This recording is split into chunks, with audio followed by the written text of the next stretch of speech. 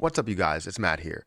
So I wanted to talk about this. When it comes to Shiba Inu and LUNC, there's definitely some like hate on both sides for one another, for the other one. And in my live stream this morning, there was a lot of people, or not a lot of people, there was like two people that came by and said, hey, why don't you talk about SHIB as much when there's so much news around SHIB?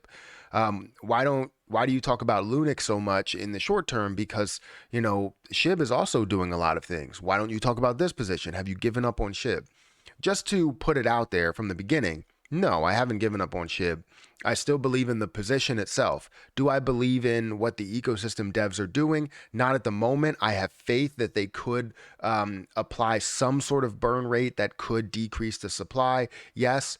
But there's so much more that goes into it when we look at Shiba Inu, when we look at LUNC, and why I mention LUNC so much more now than I do mentioning SHIB. So before we get into this, make sure you guys hit the like button, hit the subscribe button, hit the notification bell for more videos like this one. Also, if you guys want to check out some of the links down below, definitely check out those links. It does help out the channel quite a bit. And if you guys want to follow me on Twitter, at Perry8K, you can follow me over there, or you can just, click the link down below. There is a link for my Twitter and Instagram and TikToks down below. So anyways, Shiba Inu and LUNC are very popular positions. Why are they popular positions? Because people are looking to make like hundreds of thousands or millions of dollars from investing a smaller amount, right? If they're investing, $5,000, they're expecting to make $500,000 from it or $5 million from it, because technically how this plays out, if it does burn off the amount of supply that we expected to burn off,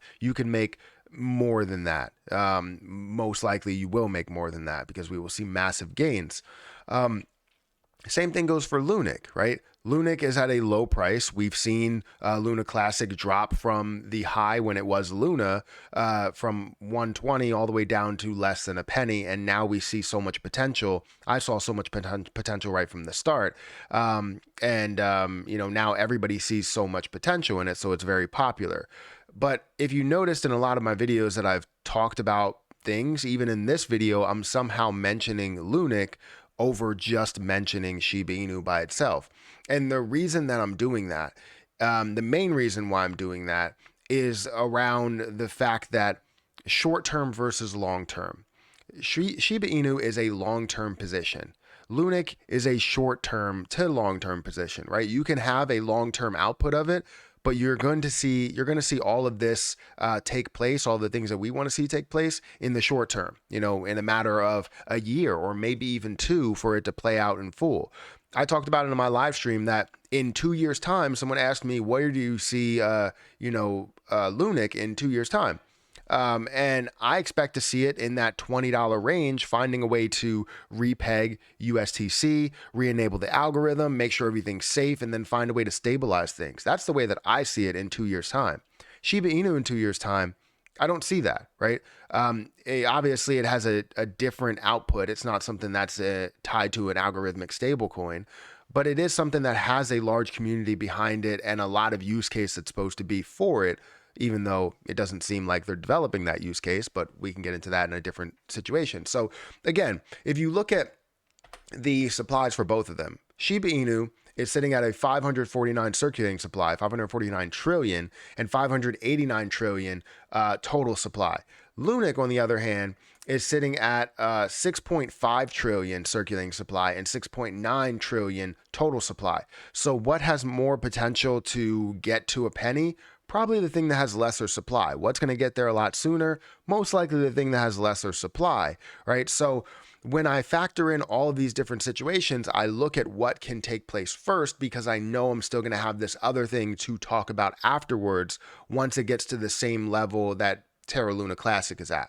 Because right now, Shiba Inu has to make it down to single-digit trillions to get to where Terra Luna Classic is, so that we can obviously see the movement in the short term versus in the long term.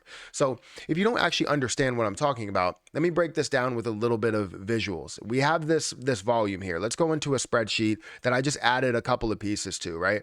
I have SHIB here, and I understand how we have all of this, the total supply. I'm just going to change that to total supply since it is not all LUNC. We're also looking at the total amount amount that has been burned. So let's just look burn per month. And then we're going to look at the number of months and the number of years it takes for this to play out. If we were looking at SHIB supply with 589 trillion, right? And we're looking at, let's say it's a 300 million volume per day. 300 million volume per day. Let's say Shibarium burns off 1%. And all the volume goes through there, right? Or let's say it's 500 million volume, only 300 million volume goes through Shibarium, and we're seeing 1%, right? At the current price that it's at 0.0001, that's being a little bit aggressive because it's 0.000012, which gives it a little bit more, or that you can't burn off as much. For 30 days, if we add that for 30 days, that's 9 trillion that it can burn off per month. If we see $300 million in volume go through at 1%, that's what we're going to look at. 9 trillion that we can burn off per month. Now, this is going to take 65 months for this to play out, or 5.5 years. Right. And this is, at a conservative rate when it comes to the volume, also being at a little bit of a conservative rate with the price, maybe a little bit more aggressive right now. But when we look at how things change as volume comes in, you may see price changes there. But you're looking at 9 trillion that you can burn off, 65 months that it ends up taking, and it's 5.5 years that it ends up taking. Now, if you look at LUNC, on the other hand, that's 6.9 trillion. We can see the 300 million that goes through in volume, which is technically the same thing. And we're looking at a 1.2% that ends up burning off instead of the 1%, because we obviously know the taxes that are going into the situation now that we have.